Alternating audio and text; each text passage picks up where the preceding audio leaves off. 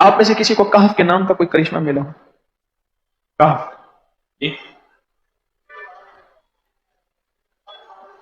کہنے لگے ہم نے کبھی تالا ہی نہیں لگایا، گاڑی کھڑی رہتی ہے بس کہف کے تالے لگاتے ہیں۔ ہاں بھائی، کہنے لگے جس چیز پہ ہاتھ رکھ کے 7 دفعہ کہف پڑا جائے وہ کبھی چوری نہیں ہوتی۔ اچھا بھائی بات سن، اگر کسی نے آئندہ دفعہ بتانا ہے ذرا میرے آگے بیٹھ، ٹھیک ہے؟ میرے آگے بیٹھیے گا، آئندہ دفعہ اس کے فائدے، کرشمے، کمالات میں کچھ مزید بھی بتاؤں گا، آپ سے بھی سنوں گا۔ جی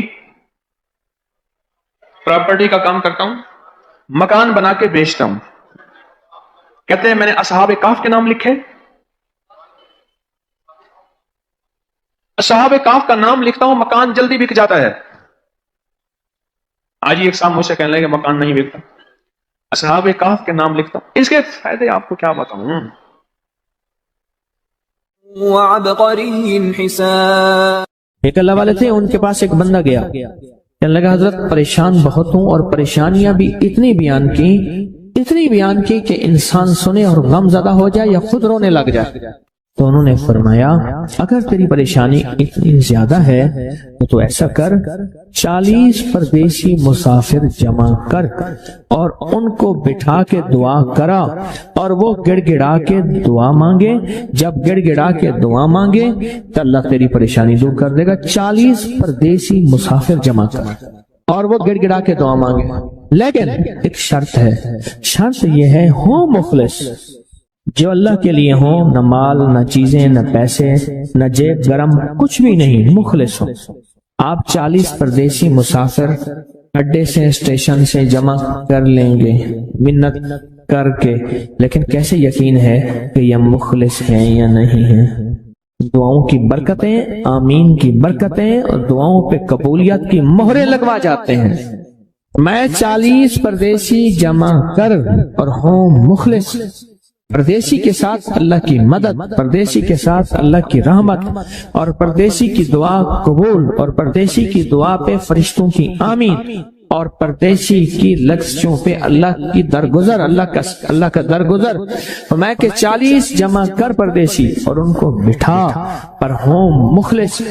آپ سوچیں آج ہم بیٹھ کے 40,000 دفعہ سورۃ قل ہو اللہ پڑھیں گے اپنی مرادوں کے لیے، اپنی منت کے لیے، اپنی مشکلوں کے لیے، بے اولادیوں کی اولاد کے لیے، بے گھروں کے گھر کے لیے، بے دروں کے در کے لیے، بے سہاروں کے سہارے کے لیے، مریضوں کی شفا یابی کے لیے، جن کی جھولیاں ہری نہیں ان کو ہرا بھرا کرنے کے لیے، اور جن کے گھر میں آگ لگی ہے حسد کی، دھوکے کی، فریب کی، نقصان کی، پریشانی کی، بربادی کی، اس آگ کو بجھانے کے لیے، اور جو غربت اور تنگ دستی میں پس گیا اس کو خوشحالی پہ لانے کے لیے، اور جو ولایت کا تاجدار بننا چاہتا ہے کہ اسے اللہ اس کے حبیب کے نور کو ملوانے کے لیے، اور جو چاہتا ہے کہ آنکھیں بند کروں اور جنت نظر آئے، جو چاہتا ہے دل کی دنیا آباد اور شاد ہو، یہ نعمت اس کو دلوانے کے لیے، اور جو یہ چاہتا ہے کہ اللہ کے خزانے سے اتنا ملے کہ در در کا بھکاری، فقیر، منگتا، محتاج نہ بنو، یہ خزانے اس کو اللہ کے خزانے سے ملیں، یہ دلوانے کے لیے یہ 40,000 دفعہ سورۃ اخلاص 11 جمعراتیں پڑھی جائے گی۔ ہر سال ہماری 11 جمعراتیں ہوتی ہیں، اور آپ کو مبارک ہو۔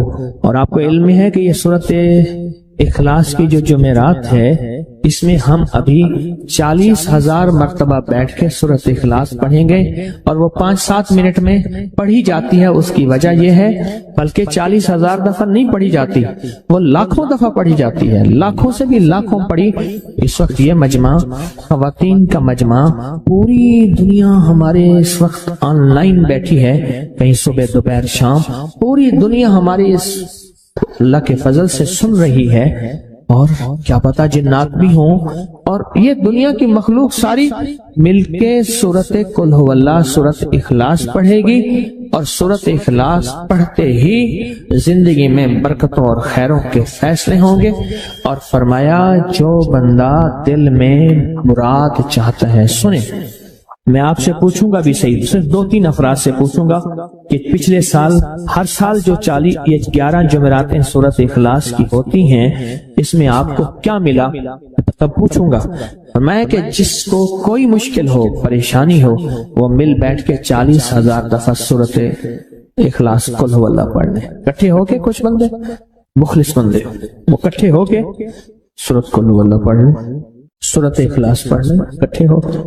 اور یہ بزرگوں کا صدیوں پرانا آزمودہ عمل ہے کہ جب تھک جانا، جب مایوس ہو جانا، جب زندگی کی آسیں امیدیں ختم ہو جائیں، پھر مخلصین مل کے 40,000 دفعہ سورۃ قل هو اللہ یعنی سورۃ اخلاص پڑھ لیں۔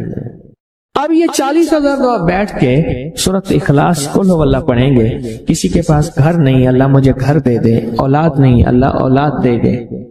آج ہم 40,000 دفعہ سورۃ اخلاص پڑھیں گے نا، اس میں سب سے ٹاپ پہ جو چیز رکھیں گے نا، سب سے ٹاپ پہ چیز یہ رکھیں گے، اللہ میرے دل کو اپنی معرفت کے لیے قبول کر اور بے اولادوں کو اولاد دے دے۔ بے اولادوں کی اولاد خاص طور پہ مانگنی ہے، آج بہت مانگنی ہے۔ یاد رکھنا میری بات کو، ذرا غور سے سننا اور یاد رکھنا، غور سے سننا، یاد رکھنا۔ جو دوسروں کی اولاد طلب سے مانگے گا اپنی اولاد کے ہوتے ہوئے، اللہ اس کی نسلوں میں بے اولادیاں نہیں دے گا، نہیں دے گا۔ کوئی پتہ نہیں، 7 بیٹے تھے، 7 بیٹیاں تھیں، 14 بہن بھائی تھے، 11 بہن بھائی تھے، اگلی نسل کے اندر ایک بیٹی کو ترستے ہیں، نہیں ہے، کوئی خبر نہیں۔ جو دوسرے کی خیر مانگے گا، جو دوسرے کا بھلا مانگے گا، جو دوسرے کی خیر چاہے گا، جو دوسرے کا بھلا چاہے گا، جو دوسروں کے لیے گڑ گڑائے گا، جو دوسروں کے لیے بھیکاری بن جائے گا، جو دوسروں کے لیے محتاج بن جائے گا، اللہ میرا کہتا ہے میرا بندہ میں تیرے دل کے جذبے بھی جانوں، تیرے اندر کے درد بھی جانوں، تیرے وجدان کو بھی جانوں، تیرے ساز و سوچ کو بھی جانوں، تیرے اٹھے قدم بھی جانوں، تیری زندگی کے دائیں بائیں کو بھی جانوں، تیری صبح شام کو جانوں، تیری تنہائیاں اور اندھیروں کو جانوں، تیرے اندر کے خیال اور جذبوں کو جانوں۔ تو میرے ایک بندے کے لیے اتنا تڑپ رہا، نہ تڑپ، میں اس کو بھی دوں گا، تجھے بھی دوں گا۔ میرے حضور کی بارگاہ میں ایک سائل آیا اور بہت پریشان کہ یا رسول اللہ صلی اللہ علیہ وسلم، غربت تنگدستی فقر، غربت تنگدستی فقر، اور گھر میں حالات مفلسی بدحالی، اور یہ غربت ہماری والی نہیں، وہ پیٹ پہ پتھروں والی غربت۔ خیال کرنا، ہمارا جو آج کا کہتا ہے نا میں غریب ہوں، اس کے گھر کے اسباب کو اگر فروخت کر دیں، گھر کے اسباب کو، اس غریب کے لیے وہ غریب آیا آقا کی بارگاہ میں، غربت اور تنگ دستی، اور میرے حضور نے فرمایا گھر میں جا، ایک دفعہ سلام کر، ایک دفعہ قل هو اللہ پڑھ، کام ہو گیا۔ ایک دفعہ سلام، ایک دفعہ سورۃ قل هو اللہ اخلاص۔ انہیں یقین تھا، یقین کی دنیا کو جانتے تھے، یقین کے نظام کو جانتے تھے، آقا کے فرمان بس چل پڑے اور چلتے گئے، اور یقین نے یہاں اور اتنا کر دیا یقین نے کہ میرے حضور نے فرمایا بس حکم ہے، اور رب نے تونگری کے دروازے کھول دیے، اور لوگوں نے دیکھا کہ وہی بندہ ہے جس کے گھر میں فاقے تھے، آج لوگوں کو بانٹتا پھر رہا ہے اور اس کے پاس ختم نہیں ہو رہا۔ ریس کی وسعت کے لیے جو میں بتاتا ہوں، یہ بندہ ہے 129 دن اور 129 دفعہ سورۃ کوثر پڑھ، اور پھر آنکھوں سے رب کی طاقت کے جلوے دیکھ۔ 129 دن اور 129 بار، آپ بتائیں جو یہ پڑھتے ہیں 129 بار سورۃ کوثر، کتنا وقت لگتا ہے؟ صحیح بتائیں، اگر نہیں پڑھتے نہ بتانا۔ 10 منٹ کی آواز بھی ہے، 7-8 منٹ کی آواز بھی ہے، 15 منٹ کی آواز بھی ہے، ہم 15 منٹ لے لیتے ہیں، 15 منٹ لے لیتے۔ کیا روزانہ کے 15 منٹ ہمارے لیے مشکل ہے؟ 129 بار سورۃ کوثر، اور اگر جگہ اور وقت ایک ہو تو پھر اس کی طاقت اور تاثیر حیرت انگیز طور پہ دگنی ہو جاتی ہے۔ زمان اور مکان، وہی وقت وہی جگہ، مجبوراً اگر نہیں ہے تو کوئی حرج نہیں، پر یقین، دل کی گہرائیاں، اندر کا درد، اور پورے خشوع، خضوع، دھیان، طلب، تڑپ اور جذبے کے ساتھ پڑھ 129 بار۔ اصل میں یہ 129 کا جو عدد ہے نا، لفظ لطیف کا عدد ہے، یا لطیف اور لطیف، 129 بار اور 129 دن۔ پھر قدرت کے خزانے اور رب کی رحمت کے خزانے اس کی عطا اور شفقت کے خزانے، اس کی مہربانی کے خزانے۔ ایک اور چیز بتاؤں، دیدار مصطفیٰ کے لیے، کملی والے کے دیدار کے لیے سورۃ کوثر بہت باکمال ہے۔ آپ اس کے فائدے سنتے جائیں، 129 دفعہ کے فائدے ذرا سنتے جائیں، کیونکہ میرے آقا کی تسلیوں کے لیے، دلجوئیوں کے لیے یہ آیت، یہ سورت اتری تھی۔ قرآن کی سب سے چھوٹی سورت، دلجوئیوں کے لیے تانے دے دے کے ظالموں نے میرے آقا کے سینے کو چھلنی کیا، اور اللہ پاک جل شانہ نے فرمایا میرے حبیب کیوں غمزدہ ہیں، ہم نے آپ کو کوثر دے دی۔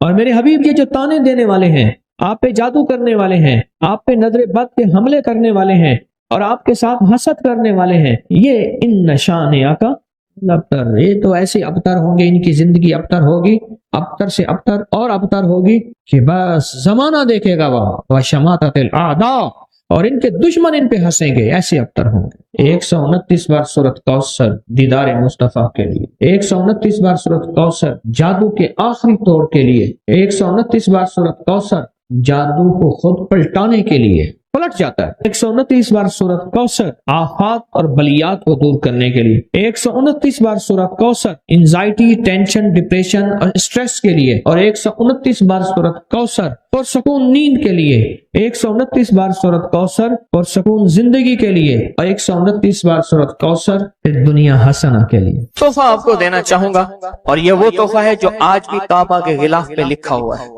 یہ وہ تحفہ ہے جو آج بھی کعبہ کے غلاف پہ لکھا ہوا ہے، لا الہ الا اللہ الملک الحق المبین۔ پڑھا کے چھوٹا سا واقعہ سنا دو، بس مختصر سا واقعہ ہے، اور یہ واقعہ سیدہ فاطمہ کی روایات سے ملتا ہے۔ سیدہ فاطمہ کے پاس سائلین آتے تھے، ضرورت مند آتے تھے، سخاوت کا گھرانہ، سخیوں کا گھرانہ ہے، ضرورت مند آتے تھے سخاوت کے گھر پہ۔ سیدہ فاطمہ کی بارگاہ میں جتنے لوگ آتے تھے جن کے رشتوں کے مسائل ہوتے تھے، رزق کے مسائل ہوتے تھے، اور گھریلو کوئی الجھنیں، کوئی ناکامیاں، کوئی پریشانیاں، حالات کی بندشیں، گھریلو مسائل، صرف گھریلو مسائل، وہ بیٹی کا رشتہ ہے، وہ اس کا بسنا نہیں ہے، وہ شوہر اور میاں بیوی کی ناچاکی ہے، سسرال کی طرف سے سختی ہے، کوئی تلخی ہے، کوئی مشکل ہے، کوئی مسائل ہیں، کوئی حالات کی تنگی ہے۔